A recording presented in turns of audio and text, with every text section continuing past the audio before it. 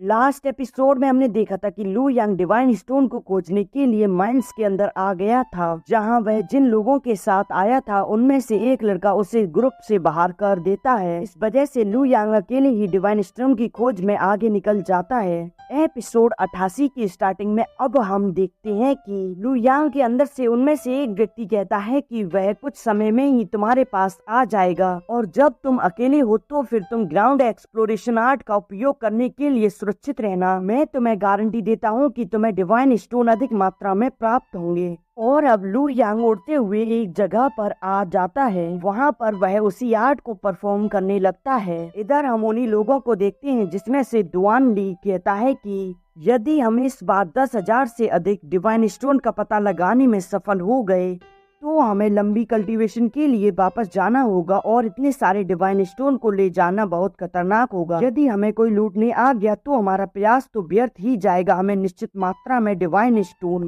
क्यों नहीं मिलते जिससे कि हम पहले कुछ कल्टीवेशन कर लें। वह कहता है कि मैं अब क्वानलियो सिटी में वापस नहीं जाऊंगा जब तक मैं चौथे स्तर का हेवनली गॉड नहीं बन जाता। लू ताई कहता है कि जब तक क्वेंग ताई मेरे साथ है मैं आवश्यकता के अनुसार कल्टीवेशन कर सकता हूँ और मुझे तुम्हारी योजना पर कोई आपत्ति नहीं है। इस पर जियान मिंग कहता है कि मुझे भी नहीं। दुआन लाई कहता है कि एक बार अगर हमें 1000 से अधिक डिवाइन स्टोन मिल गए तो फिर हम मिलकर कल्टीवेशन करेंगे। पर वह कहते हैं कि ठीक है। वह लोग एक जगह पर होते हैं जहां से वह डिवाइन स्टोन प्राप्त कर लेते हैं और अब दुआन लाई कहता है कि मैं यहीं पर कल्टीवेट करूंगा, तुम लोग अन्य स्थान को ढूंढ सकते हो और तुम सब अधिक दूर मत जाना जिससे कि हम एक दूसरे का ख्याल न रख पाए। और अब वह सभी लोग कल्टीवेशन के लिए अपने अपने लिए स्थान ढूंढने के लिए निकल जाते हैं। इधर हम लू यांग को देखते हैं जिसे काफी सारे डिवाइन स्टोन मिले होते हैं। वह कहता है कि यह 1000 से अधिक हैं। यह मुझे तो सभी से अधिक मिले हैं, मैं कितना भाग्यशाली हूँ। और अब तभी वहाँ जियान मिंग और जियान दोनों ही आ जाते हैं। जियान मिंग कहता है कि हम फिर से मिल गए। फेंग यांग तुम कैसी हो? क्या तुम्हें नहीं लगता कि तुम बहुत भाग्यशाली हो फेंग यांग, परंतु इसे गलत तरीके से मत लेना। लू यांग कहता है कि मुझे पता है कि तुमने ही मुझ पर डिवाइन इंटेंशन की छाप छोड़ी। जियान मिंग कहता है कि इसके बारे में तुम्हें कैसे पता चला? लू यांग कहता है कि मेरे और तुम्हारे संबंध खराब रहे हैं और हम सिर्फ एक बार मिले हैं और तुमने तो सिर्फ इस प्रथम श्रेणी की डिवाइन स्वॉर्ड के लिए यह छाप छोड़ी थी। जियान मिंग कहता है कि आप तो सिर्फ दूसरे स्तर के हेवनली गॉड हो, आप इस डिवाइन वेपन के योग्य नहीं हो। लू यांग कहता है कि तुम मुझे लूटने की कोशिश कर रहे हो, लेकिन आपको कैसे लगता है कि कोई भी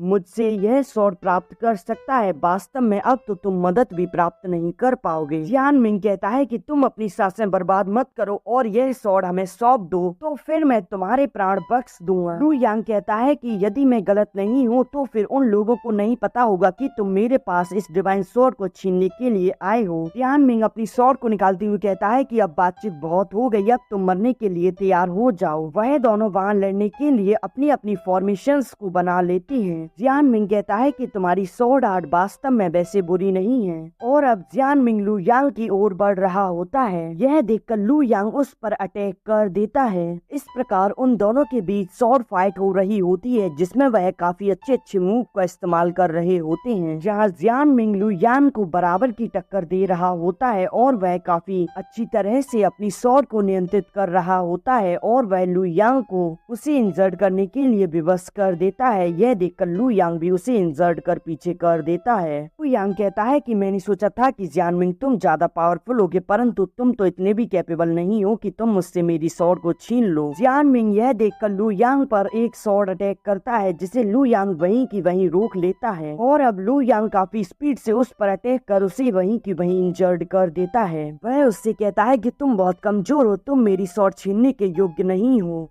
तो फिर तुम अभी यहाँ से चले जाओ वरना मारे जाओगे। जियान मिंग कहता है कि मैंने उसे तो हल्के में ले लिया, उसकी स्वॉर्ड स्किल तो चौथे स्तर के हेवनली गॉड के समान शक्तिशाली है। जियान कहती है कि गु परिवार का क्वानलियो सिटी में एक बड़ा क्लैन है और हमारे पास उनसे भी अधिक खतरनाक स्वॉर्ड कौशल है और इसीलिए कुछ समय बाद तुम मारे जाओगे। लू यांग कहता है कि मैं आखिरी बार कह रहा हूँ, तुम लोग यहाँ से चले जाओ तो जीवित रहोगे वरना फालतू में मारे जाओगे। यह सुनकर जियान मिंग लू यांग पर अटैक कर देता है लू यांग सोल कॉन्करर टेक्निक का इस्तेमाल कर उसके अटैक को वहीं की वहीं रोकने की कोशिश करता है।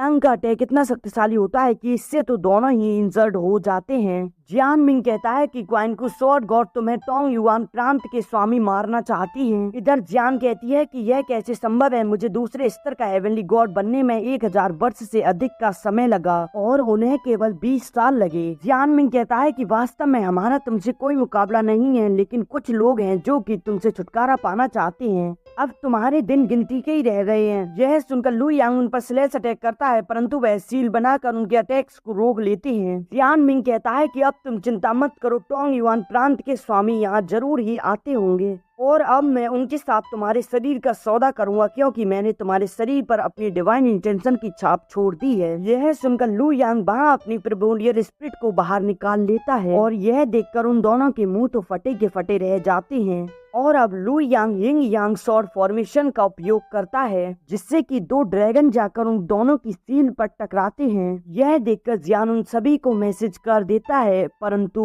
वह ड्रैगन तभी उन दोनों को मार देते हैं। इधर हम सभी को देखते हैं। लू ताई कहते हैं कि क्या गु जियान का संदेश तुमने सुना है? मैं उस सुरंग में गया था जिसमें वे थे, परंतु वहाँ कोई नहीं था। मैं महसूस कर सकता हूँ कि वे कहीं दूर हैं। लू क्वान ताई कहती है कि वह दोनों इतनी दूर क्यों गए हैं। गुआन लाई कहता है कि चलो तो फिर देखें कि वह दोनों कहाँ गए हैं। यह एपिसोड यहीं एंड हो जाता है।